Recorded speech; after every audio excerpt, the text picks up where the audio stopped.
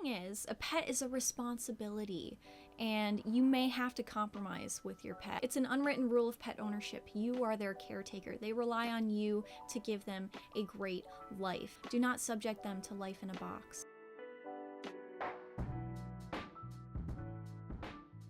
Hey everyone, welcome back to our channel. Thank you so much for joining me here today, and thank you so very much for 3,000 subscribers. That is super exciting. If you missed my 3,000 subscriber live stream I did the other day, go check it out. I have it up on my channel. Pazu wanted to thank you all so much for subscribing and watching. If you are not subscribed, do not forget to hit that button. The majority of people who watch and enjoy my content are actually not subscribers, so do not forget to do that. It helps me a lot, and that way you're notified when I post more content. Today we have an exciting video, probably one of the most important videos that I will ever make. So today we're going to be discussing the benefits of raising your ferrets free range, like I do, over keeping them in a cage for the majority of the day.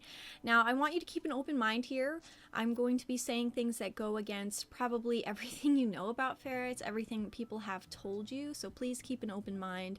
I find that my beliefs when it comes to free roaming is kind of in the minority compared to what people actually do. I'll start off by saying that ferrets are not caged animals. I want you to remember this. And it's perfectly okay to cage them overnight and when you're not home. While they are an entirely different species, they are very biologically similar to cats. They have the same dietary requirements and so on. They have the ability to be very fun and loving critters. They do tend to be a little bit more on the mischievous side, but so can young cats and dogs. They have the same tendencies. Generally, people will let their cats free range, but then keep their ferrets locked up in the cage for the majority of the day. The reason for this is the way that ferrets are marketed. You see all of these colorful cages on the market at places like Petco. Most cages in the store are inappropriate for any animal to use. The universal minimum for ferrets being out of the cage is only 4 hours. I realized that this is simply not enough time for them. Ferrets are rarely awake for 4 hours at a time.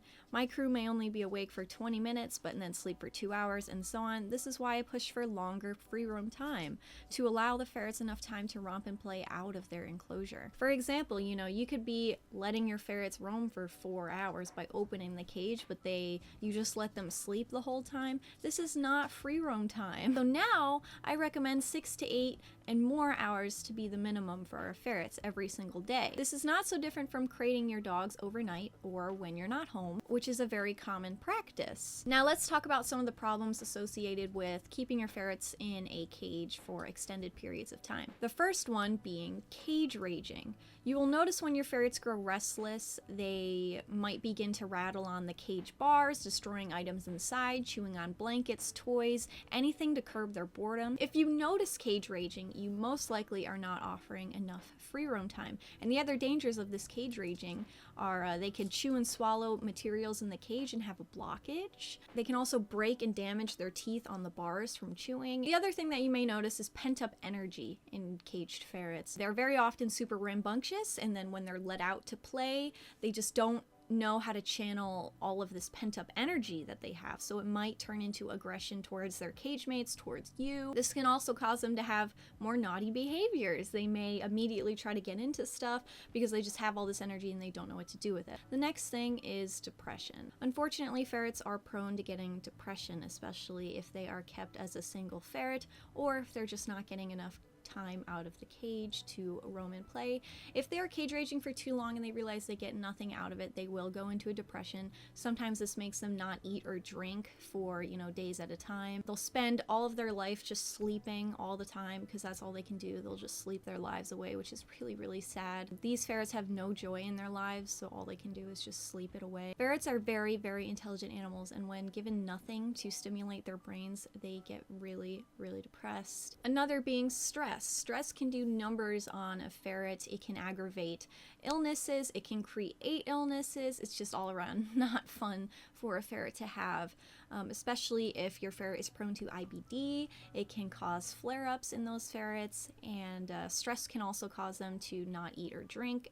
If you have a wire floored cage and you don't have it covered, this can cause a ferret to develop bumblefoot. It's a very painful condition that they get on the bottom of their feet from standing on wire. Now here I have a brief list of very popular cages that are used for ferrets that I consider to be inappropriate. It's not even just I consider, they are inappropriate. It's a fact. You should not have these cages for your ferrets, and if you do, please consider upgrading. So the first cage is the KT multi-level ferret home. It retails for $94.99.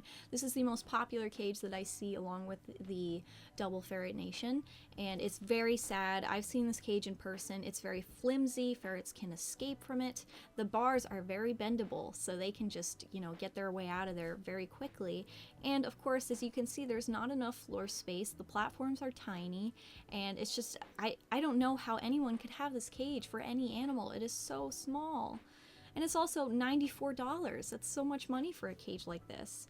Number 2, we have another KT cage. It's KT Ferret Home Plus. It retails for $137.99. Again, we see the same thing here. I'd imagine the bars are very similar in that they're bendy and very flimsy. It looks like these platforms are just so small. Like, I don't understand. I don't even see how you could fit any beds in there. I don't even see how you can fit a litter box in there. A lot of these cages, people cannot fit a litter box, so they just leave the whole bottom to be litter, and they don't litter train their ferret. This is not appropriate. I really hope that you try to litter train your ferrets. They're very smart. Any ferret of any age can be litter trained, and this is just really sad to see. Number 3, we have the Preview Hendrix 4-story ferret cage. Retails for $183.99. A very steep price for a tiny cage.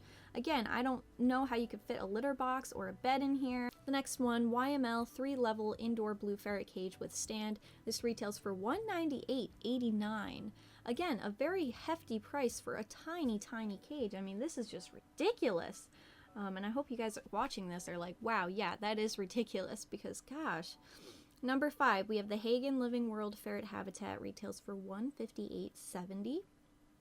I mean, it's the same. It goes along with the other ones. There's not enough floor space. Like, I don't even know what this even is for. Like, to keep a ferret in all the time? No, thank you.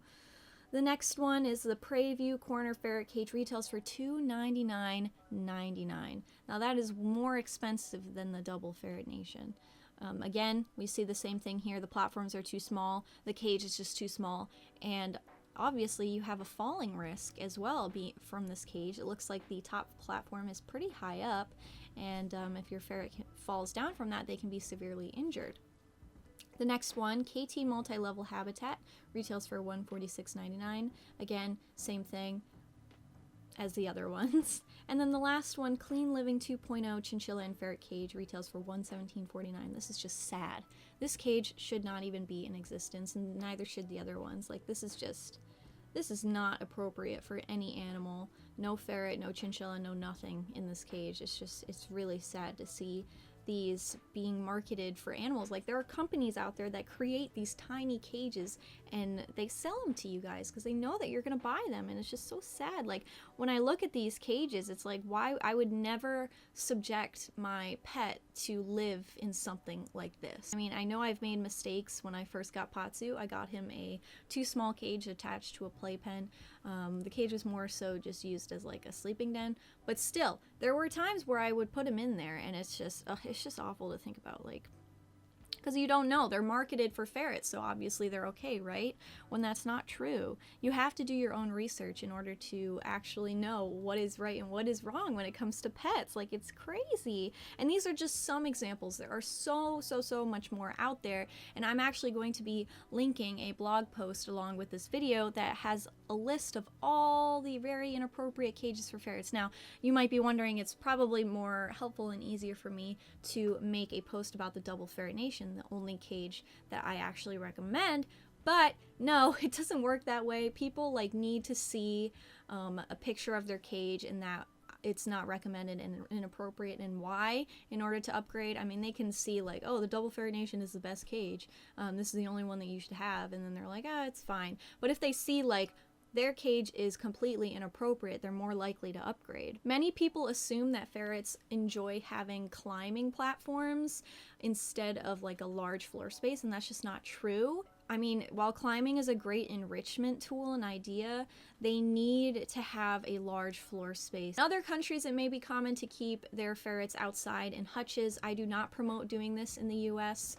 Our ferrets are bred a lot differently than other countries. They are bred to be indoor ferrets. They are not bred to be very robust and strong.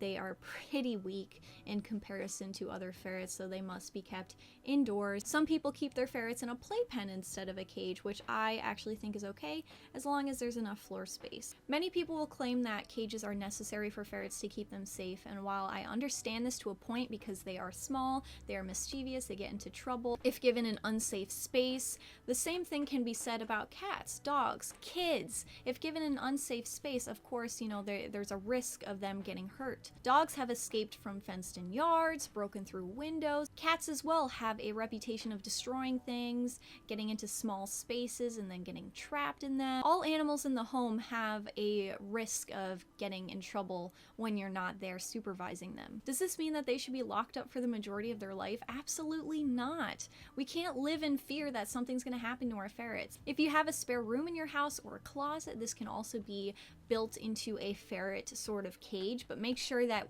you still have to provide free roam time even if your ferret is locked to a room, because it's probably not big enough and your ferret will get bored of it very, very quickly. Providing ample free roam time is crucial to ensuring that your ferrets are happy and healthy. Providing anything less than 6 hours is not okay. It is not appropriate. Please try your best, even if that means waking up early every day or going to bed later, even adjusting your plans throughout the day. Again, for tips on ferret proofing, and if you want to see that your cage has made the list for inappropriate cages for ferrets, please check down below on my website. I have that information for you. And thank you again so much for 3,000 subscribers. I will be making another live stream at some point in the future, so make sure that you're subscribed, you have notifications on, so you do not miss a post. Thank you guys, hope you enjoyed, and I will see you in my next video. Bye!